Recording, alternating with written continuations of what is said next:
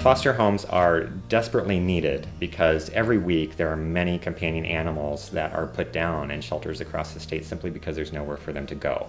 You know, shelters and impounds serve a great purpose, but they can't keep animals indefinitely. They can go kennel crazy, they may have medical issues, and kennels get full.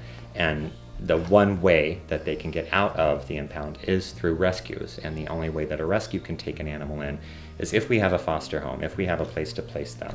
For me, it's just fun. I've grown up with animals, I love them, and I just want to kind of give back to them. So it's like kind of nice to meet these dogs and tell my friends about them, and they're like, oh, it's so cute. It's nice to see people so young, so passionate about helping someone other than themselves. Even though my house was full, I found a way to foster and save. If I could only save one life for a week, I was saving a life for a week. Yeah, it obviously makes both of the kids feel good, that they feel that they're doing something to help a dog. In the summer of 2013, Daisy found herself in a bad situation. Unfortunately, her owner had a medical emergency and she found herself in a local impound. She was sitting down there for over 45 days in a small cage for over 23 hours a day. Eggs had basically just given up in her kennel because it was overwhelming in the kennels. You know, there's barking and scary and cement floors, and it's not a good place for the dogs. They wait for us to save them. Many of the animals in need that have a difficult time being adopted out are big dogs, black dogs, some of the older ones, and then the bully breeds like Daisy. So those are the ones that are particularly urgent, and we need fosters to help them get saved. This is Fletcher. He's a 2-year-old Cairn Terrier, and he was wandering the streets, and it was found out that he was heartworm positive. In any, certain shelters, he probably would have been put down, because to be treated, it's a very expensive and a 4 to 5 month process. Daisy was hours away from being put down, and the only way that she is alive today is because there was a person, in this case me, but because there was a foster who was willing to open up their heart and home and give an animal a chance at survival and give them a place to live. As a foster, it's probably the easiest thing you could ever do. You come home with a kennel, you come home with food, you come home with a fully vaccinated animal. What a foster is, means somebody who's willing to take an animal into your home, and the primary responsibility is the love and care of that animal. There is work, and not only loving them, but you want to make sure that when they are available to be adopted, that they're going to be successful in a home. We would also need you to take them to adoption events. We have adoption events all over the metro area every weekend, and we would like to get you to an adoption event at least once a month if possible.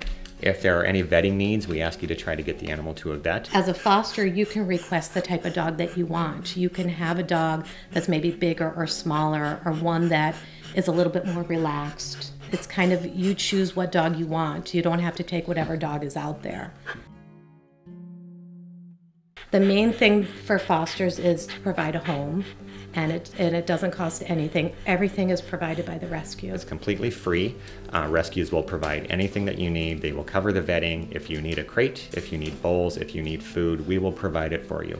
We just really need somebody who's willing to take an animal into their home and give them a chance at survival. But there's no out-of-pocket cost for fostering. The out-of-pocket cost is your heart.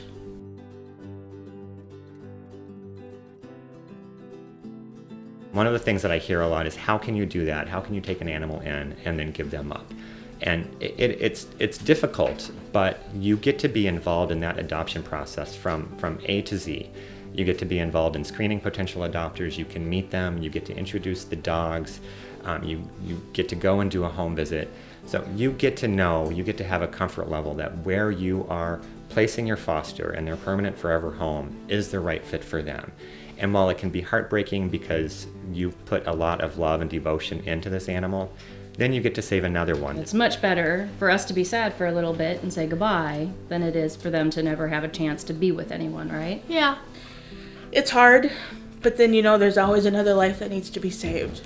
And it actually feels good when it's all right and it works together, and this family is going to love the dog, take care of them, and you're sad to see them go, but they're in their forever home.